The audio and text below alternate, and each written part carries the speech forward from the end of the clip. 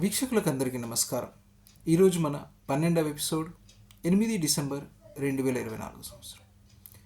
స్వాతంత్రం వచ్చిన తర్వాత గొప్ప వ్యక్తులు, గొప్ప సంస్థలు వారు చేసినటువంటి కార్యాల వల్ల అది భారతదేశ అభివృద్ధికి ప్రత్యక్షంగా పరోక్షంగా ఏ విధంగా ఉపయోగపడింది, గత తరానికి ఏ విధంగా ఉపయోగపడింది, ప్రస్తుత తరం అనేటువంటి మన తరానికి ఏ విధంగా ఉపయోగపడుతుంది, అది రాబోయే తరాలకు ఏ విధంగా ఉపయోగపడుతుంది నేర్చుకుంటాం. భారతదేశ స్వాతంత్రం వచ్చి 75 సంవత్సరాలు దాటింది.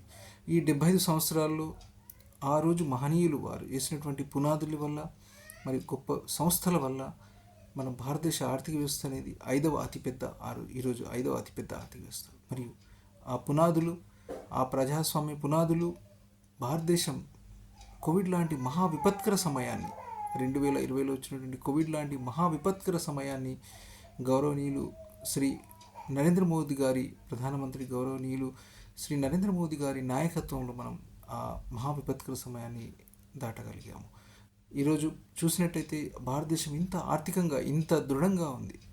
తర్వాత మన చుట్టుపక్కల దేశాలు కావచ్చు, భౌగోళిక ఈరోజు పరిస్థితులు, చుట్టుపక్కల దేశాలు కొన్ని డిస్టర్బెన్సెస్, గ్లోబల్లీ కూడా ఎంతో డిస్టర్బెన్స్ ఉంది. కానీ భారతదేశము మొదటి నుంచి వసుదైక కుటుంబము అనే ఒక కాన్సెప్ట్తో వెళ్తుంది.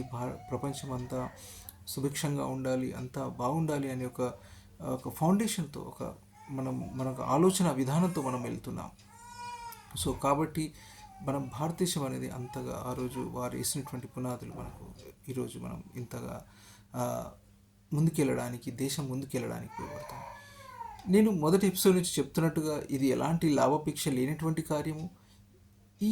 దీని ద్వారా ఇది కొన్ని దశాబ్దాల పాటు నడవాలని మరియు కేవలం ఆదివారం నాకు దొరికిన సమయము గంట సమయాన్ని కేటాయించి వీడియో సిరీస్ చేయడం జరుగుతుంది. సో ఈ వీడియో సిరీస్ అనేది ఎలాంటి ఎడిటింగ్ లేకుండా సింగిల్ టేక్ వీడియో కాబట్టి అంతగా అట్రాక్టివ్గా అనిపించకపోవచ్చు.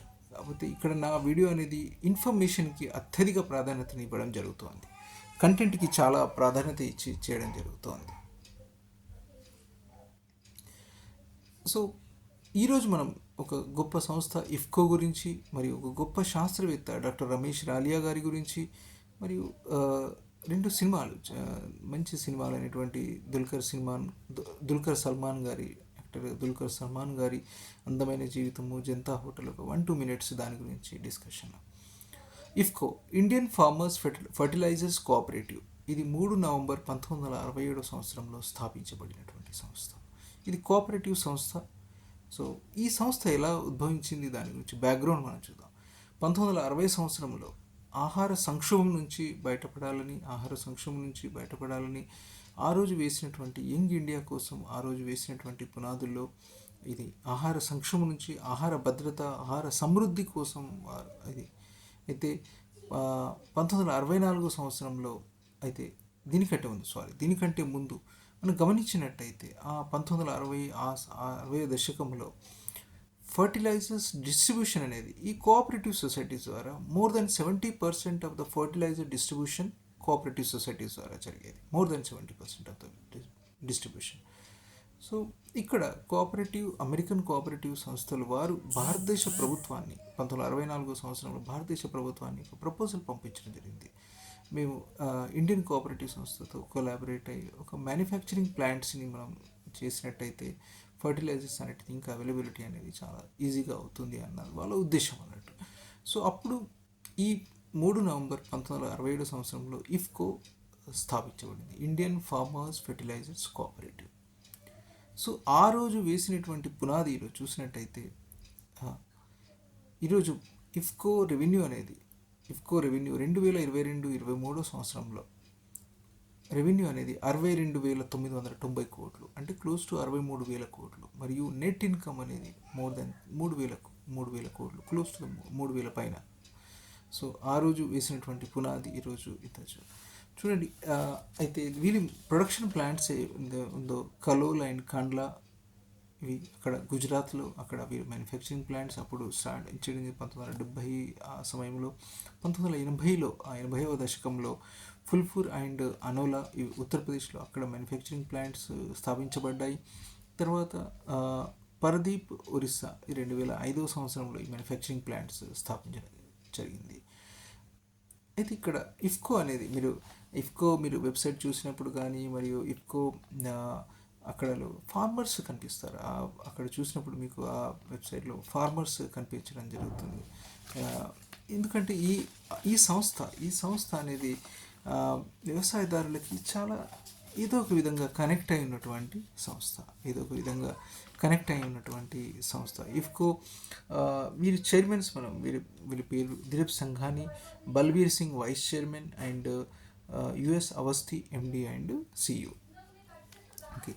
సో ఇక్కడ మనము ఒక గొప్ప శాస్త్రవేత్త గురించి డాక్టర్ రమేష్ రాలియా వీరు నానో యూరియా అండ్ నానో డిఏపిని ఇన్వెంట్ చేయడం జరిగింది. అయితే ఇఫ్కో తర్వాత అయితే డాక్టర్ రమేష్ రాలియా వీరు ఈ టెక్నాలజీని ఈ లైసెన్స్ చేసినప్పుడు ఇది ఫ్రీ ఆఫ్ కాస్ట్గా ఉంచడం జరిగింది. చూడండి, ఆయన ఉద్దేశం ఏంటంటే ఈ టెక్నాలజీని ఫ్రీ ఆఫ్ కాస్ట్గా ఉంచడం వల్ల, లైసెన్స్ని ఫ్రీ ఆఫ్ కాస్ట్ ఉంచడం వల్ల అది ఫార్మర్కి అది తక్కువ, ఆ ప్రొడక్ట్ అనేది ఫార్మర్కి తక్కువ కాస్ట్లో దొరుకుతుందన్న ఉద్దేశము ఆ మహనీయుని ఉద్దేశం. చాలా ఏం కదా, కానీ ఆ ఉద్దేశం అనేది చూడండి. ఆయన వీరు రాజస్థాన్లో జన్మించారు, వీరు జోధ్పూర్ దగ్గరలో. ఎంత ఈ మహనీయుడు ఆ రోజు అయితే వారి గురించి 6 డిసెంబర్ 2021 ద హిందూ బిజినెస్ లైన్లో దీని గురించి చెప్పడం జరిగింది. ఈ ప్రొడక్ట్ అనేది నానో యూరియా ఇది లైసెన్స్ ఫ్రీగా, అంటే లైసెన్స్కి ఎలాంటి కాస్ట్ లేకుండా వాళ్ళు ఇచ్చేయాలని చేశారు. అయితే నానో యూరియా అనేది దీని సైజ్ చూసినట్టయితే, దీని సైజ్ చూస్తే 20 to 50 నానోమీటర్, అంటే 10,000 times surface area more than the మన 1 mm రెగ్యులర్ కన్వెన్షనల్ ఏదైతే ఉందో దాని 1 mm యూరియా ఉంటుంది. సో 20 to 50 నానోమీటర్ ఉన్నటువంటి గ్రామం. సో ప్లాంట్ ఇంటేక్ అనేది more than 80%, close to the 80% మన ప్లాంట్ అనేది అబ్జర్వ్ చేసుకోగలుగుతుంది. వేరేస్ మనం యూరియా ఇదైతే పొలాల్లో చల్లుతామో అది 30 to 40% ప్లాంట్ తీసుకోగలుగుతుంది. ఇది ఈ ప్రొడక్ట్ అనేది సస్టైనబుల్. సో దీని టాక్సికాలజీ స్టడీ చేయడం జరిగింది, వివిధ క్రాప్స్ మీద చేయడం జరిగింది. సో కొన్ని దశాబ్దాల తర్వాత మేబీ ఆ ఫర్టిలైజర్ని కన్వెన్షనల్ యూరియాని నానో యూరియా ఈ బాటిల్ రీప్లేస్ చేయొచ్చు. ఒక ఫర్టిలైజర్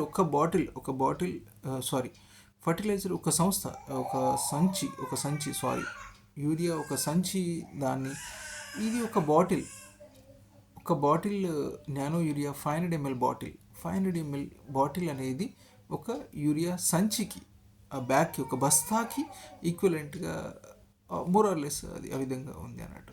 అంటే చూడండి, మనం భారతదేశం అనేది రెండిట్లో ఎక్కువగా విదేశీ మారక ద్రవ్యాన్ని స్పెండ్ చేస్తుంది అన్నట్టు. పెట్రోలియం తర్వాత ఫర్టిలైజర్స్లో చాలా విదేశీ మారక ద్రవ్యం అనేది అవుతుంది. చాలా వేల కోట్లు ఖర్చు చేస్తుంది భారతదేశ ప్రభుత్వం.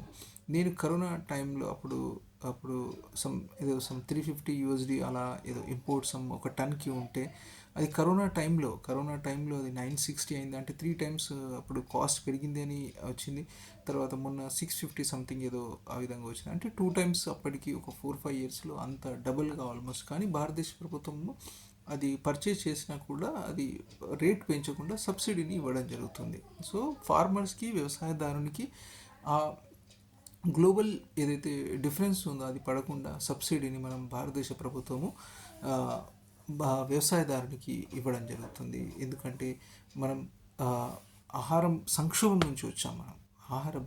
మనం ఈరోజు ఆహార భద్రత, మనకి ఇంత ఆహారం ఉంది అంటే ఎందరో మహనీయులు వారు వేసినటువంటి అది పునాది, వారు విజన్తో మనం ఆహార భద్రతతో ఈరోజు దేశం ఇంత సుభిక్షంగా ఉంది. ఇది సో ఇక్కడ ఇంకొక స్టెప్ ఏదైతే ఈ నానో యూరియా, నానో డిఏపి ఇవి ఇంకొక గొప్ప అడుగు అన్నట్టు. మనం వేల కోట్లు సేవ్ చేసుకోగలుగుతాము. ఈ ప్రొడక్ట్ అనేది 500 ml బాటిల్ కాబట్టి మ్యానుఫ్యాక్చరింగ్ ప్లాంట్స్లో ఎంతో ప్రొడక్షన్ చేయగలుగుతాము. ఒక బస్తాకి 500 ml యూరియాకి ఎంత డిఫరెన్స్ ఉంది. ఒక బస్తా అక్కడ అంటే వేరే దేశం నుంచి రావాలి. తర్వాత ఫార్మర్స్ భారతదేశ నలుమూలల డిస్ట్రిబ్యూషన్ సెంటర్స్కి, ఫర్టిలైజర్ సెంటర్కి వెళ్ళాలి. అక్కడి నుంచి మన వ్యవసాయదారుని ఇంటికి వెళ్ళాలి. ఇంటి నుంచి వ్యవసాయ క్షేత్రానికి వెళ్ళాలి, అంటే పొలానికి వెళ్ళాలి.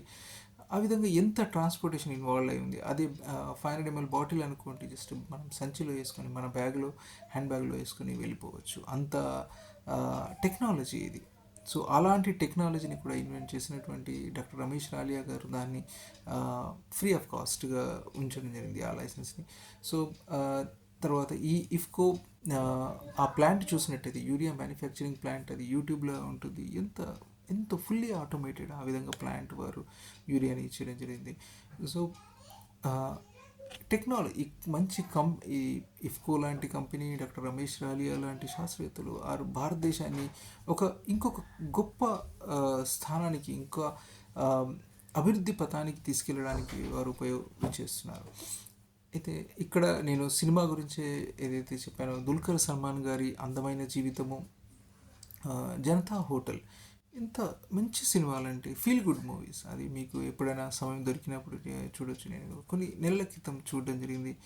చాలా హృదయానికి హత్తుకున్నటువంటి సినిమాలు. ఆటుపోట్లు ఎదురైనప్పుడు ఎలా ఉండాలి, మరియు మనం ఫుడ్ పెడుతున్నప్పుడు అది వారు అంటే ఆ జనతా హోటల్ గురించి చెప్తున్నారు. వాళ్ళ తాతగారు వారి మనమడికి దుల్కర్ సల్మాన్ గారికి చెప్తున్నప్పుడు అంటే కొన్ని సీన్స్ అనేటివి అంటే మనం ఫుడ్ని సర్వ్ చేస్తున్నప్పుడు అంటే వారు హ్యాపీగా ఆనందంగా ఫీల్ అవ్వాలి.